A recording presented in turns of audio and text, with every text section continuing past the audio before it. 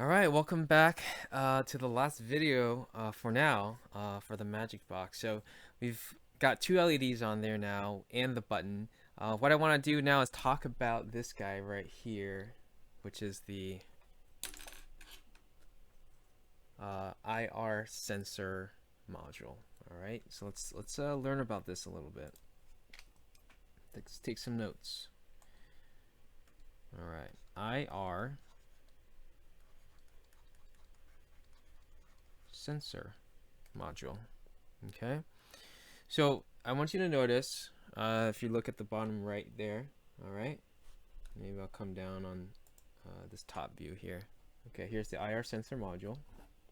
Okay, I want you to notice that it has two LEDs on it. One is dark and then one is clear. Okay, and also has 3 pins here. We're gonna have to connect those to things later. And then there's also a little dial here with a screwdriver. There's a screwdriver in your kit. You can turn it clockwise and counterclockwise. So I'll explain those later. But for now, yeah, I just wanted you to check out all those components. Let's first talk about these LEDs, okay?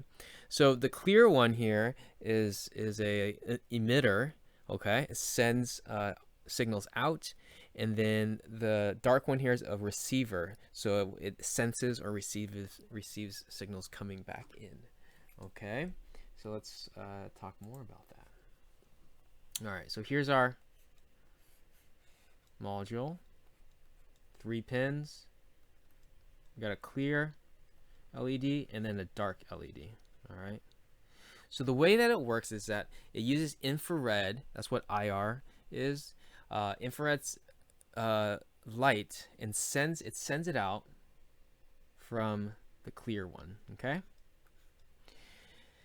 Now, infrared is what is used in the remote controls. So if you have a remote at home, especially the older style, maybe the newer ones uses RF or a different type of sensor, but or signal, but even the newer ones, a lot of them still use IR. All right, so what happens is it sends out IR, and then once it sees an object, the IR will actually bounce back. Like this is a wall here, for example, or a hand in our application here, and what we're going to use it for. Once it hits the wall, it's actually going to bounce back and go to this receiver. Okay, so once the receiver senses IR come back, then it's like there's an object here in the way, and that's how it works. So if you were to go and take this object away, right, what would happen? It would just keep sending out and nothing would ever come back.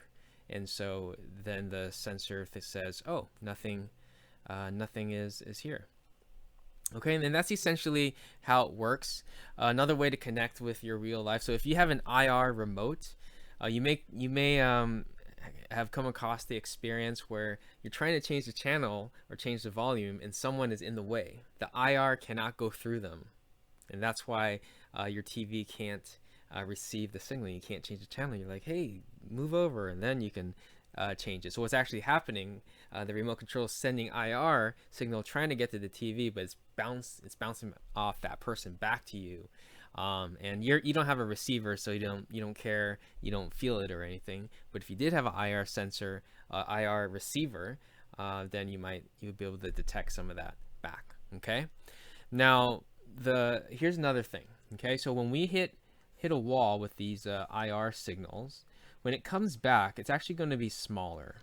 Okay, so I'm drawing like a smaller wave here. Okay, so it goes out really loud or really big and comes back smaller, and that's just because as you send stuff out, by the time it bounces back, it's going to be softer.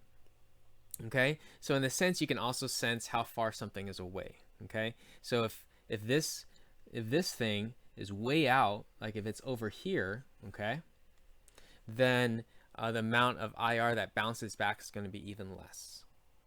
All right.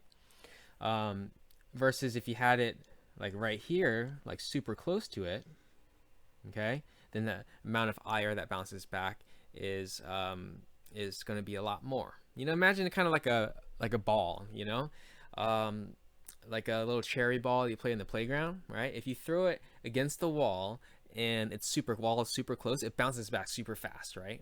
But if the wall is super far and you throw it, by the time it bounces back, it's going to be kind of slow. It's the same idea here. And so because of that, there's a way to kind of like take that into account. So there's that dial here. So if we go back and look here, mirror this dial here, all right, that you can turn with the screw. You can adjust the sensitivity. Like, do you want your IR sensor to detect really, really small IR on that black LED, right? Or do you only want to detect really big IR signals? Okay, so that's why we have this that dial right here. So we'll play with that too to make sure that we're set up properly. The other thing we want to look at on the pins, they're named out, G and D. Let's see if we can get it focused here. Out, G and D, and VCC. Out, G and D, and VCC. So let's write it on here. Out, G and D, and VCC. Okay. And so those things need to be connected. So G and D, we all know that. That's going to be the common ground. Zooming in because that's not very neat, but we can still see this way. VCC is going to be the power for the sensor. We're going to connect that to the 5 volts, the 5V. And then out is going to go into the nerve so that the nerve can then tell what the IR sensor is seeing. So let's go ahead and do our best to add it to our ultimate schematic. I'm gonna do my best to do this, okay? All right, so let's have our sensor. I think I have room up here. IR, okay? I'm gonna use OGV. OGV, okay? O for out, G for ground, and V for the VCC. Okay. So the V needs to go to 5V. So I'll use a red line to match with this 5V. Okay.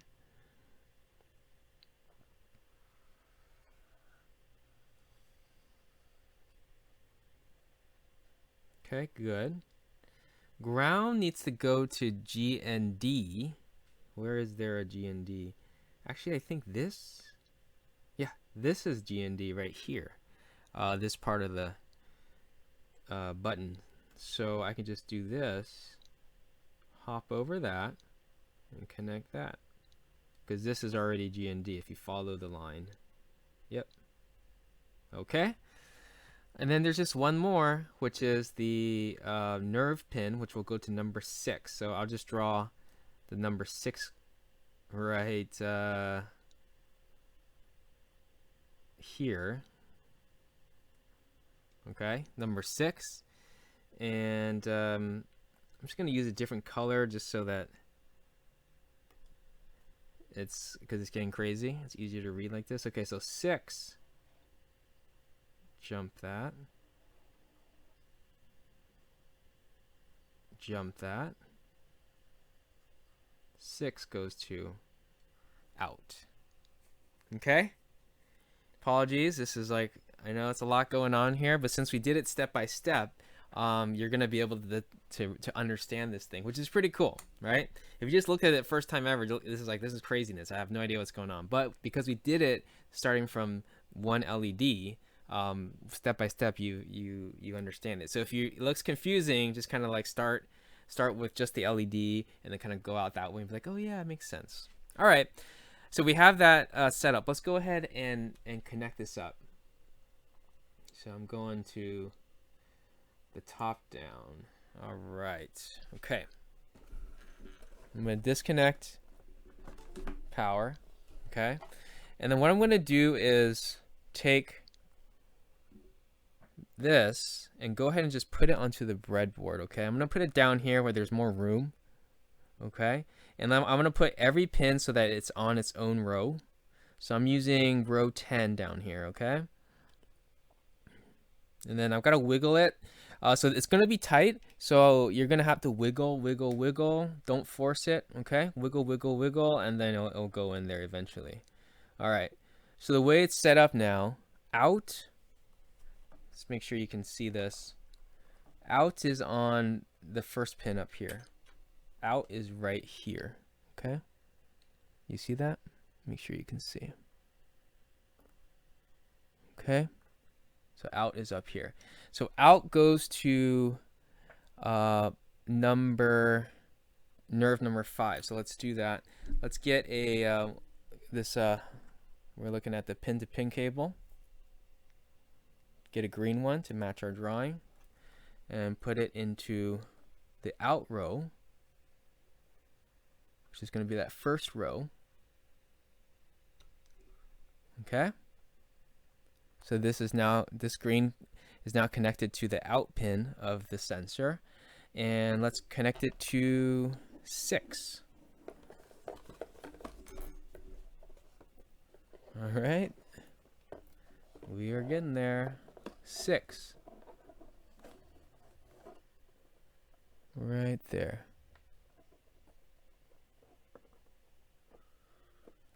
Nerve number 6. Okay. Cool. That one was not too bad. Then the next one is GND. So GND is going to be this next row down. And I need to connect that to the common ground. So let's go back to our cables here. Let's get the black pin to pin. Here we go. Okay. And I'll put one side into the second row here, which is G and D.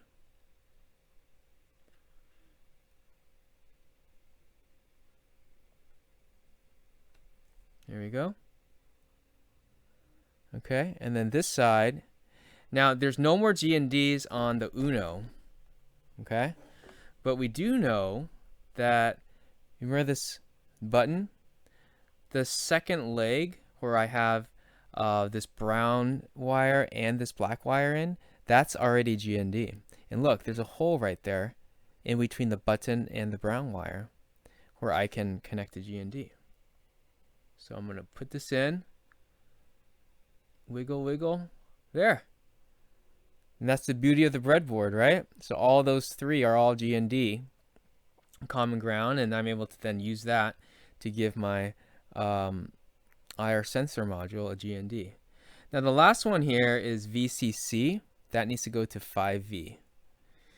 So let's go ahead and use a pin-to-pin cable, and let's get a red wire. Okay, red wire, and let's stick it into there, that third row, like so. Wiggle, wiggle. Okay. And then I'm going to take this, and this needs to go to 5V. But if we look at this, 5V is taken up.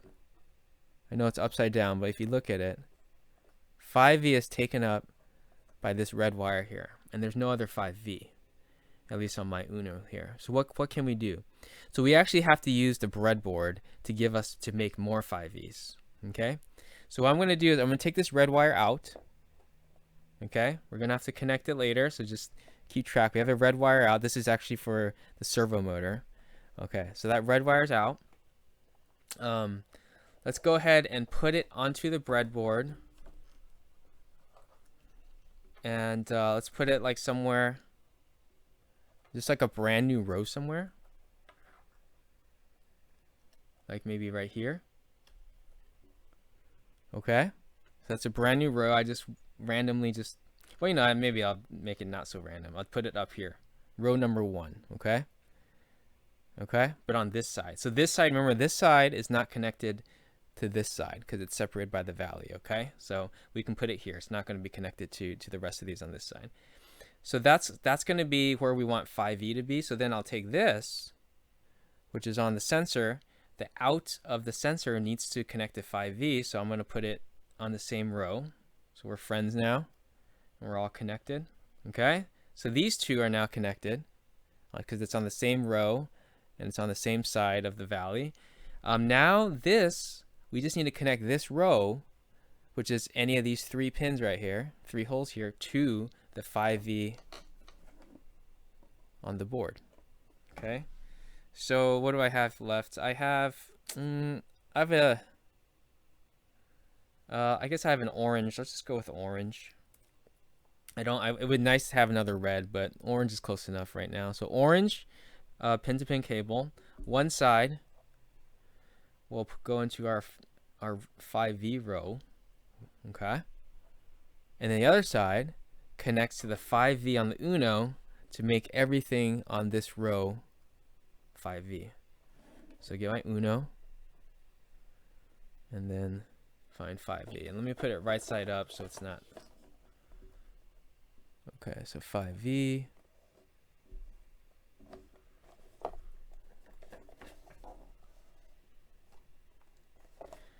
You know, because of the lighting, it's actually better upside down. Sorry about that. Okay, so 5, I know it's upside down, but 5V is here. And I put that in because it's shadow there. It's hard to see, so. Okay, so what happened here? That's good, but then this one, oh, this orange wire is actually connected to my servo motor that fell out. So that might have not happened to you, but it happened to me. So this one needs to go to, let's see, I'm looking at my crazy schematic. Which one? The servo motor goes to, which is the orange, goes to 3. Okay. Okay, there we go. And I can tell, see, so I need to put it back into 3. It fell out. So you see I have, it's empty right here. It's like a missing tooth right there. This is where this fell out. There we go. And so I know it's a lot here, but I want to bring you through this whole process. And I also want to point out, you know, your pins might fall out, so it's really important that you understand and you feel comfortable checking out the all these things, okay, reading the schematic and then fixing it. All right, so we have that connected. Let's see if I can figure out a way to put this onto here. Yeah, that'd be good. Okay. So let me change my view here. All right. So at this point, you can then put your, connect your breadboard onto the side of your box like so.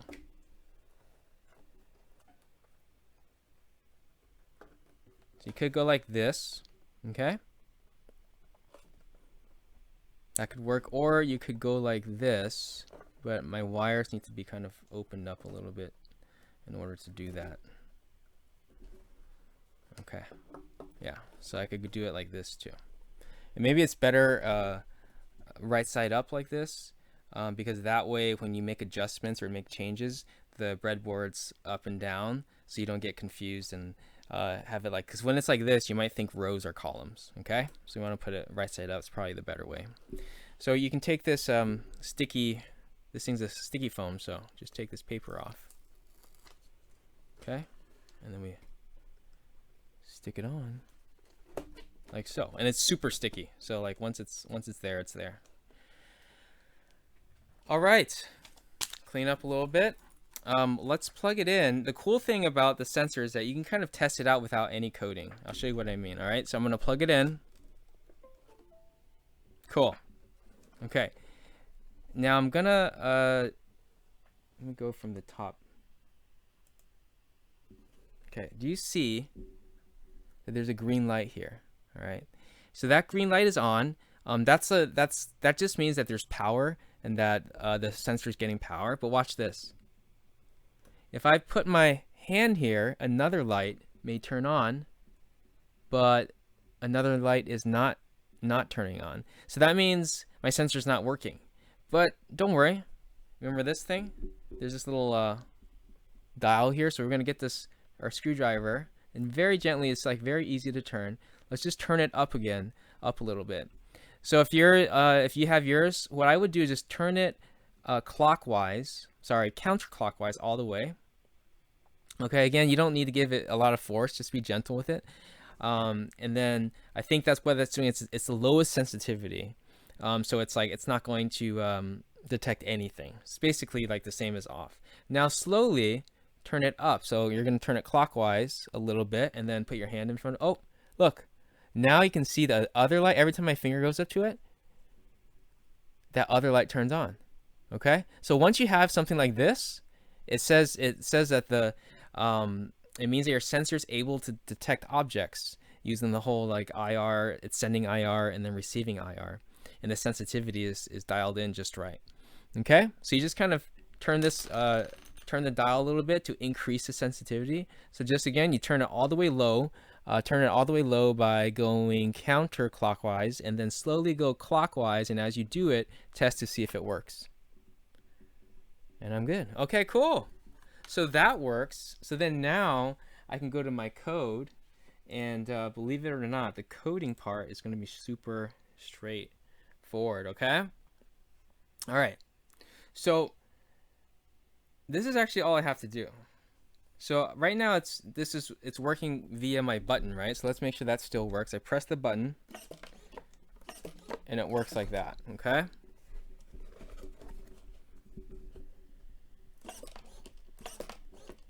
I got 2 lights and it opens.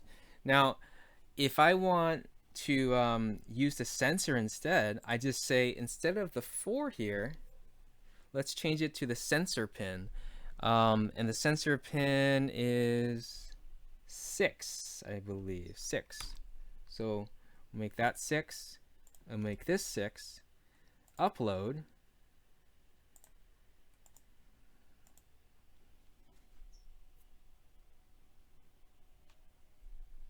Okay, and moment of truth. I'm gonna put my hand in front of the sensor. Oh,